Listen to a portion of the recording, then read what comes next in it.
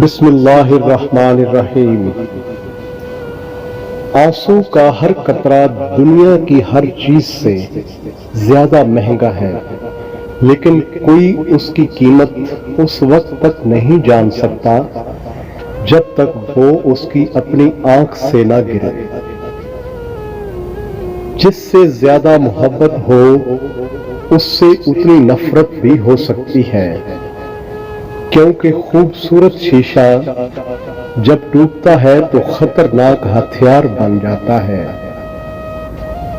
हमेशा अपनी छोटी छोटी गलतियों से बचने की कोशिश करो, क्योंकि इंसान पहाड़ों से नहीं पत्थरों से ठोकर खाता है।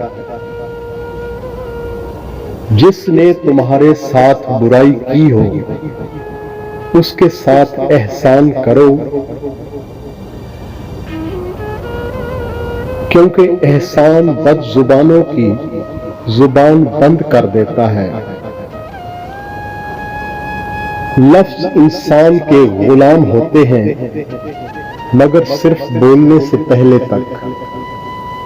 बोलने के बाद इंसान अपने लफ्जों का गुलाम बन जाता है। जिंदगी के 3 असूल बना लो। नंबर 1, उससे जरूर मुआफी मांगो जिसे तुम चाहते हो।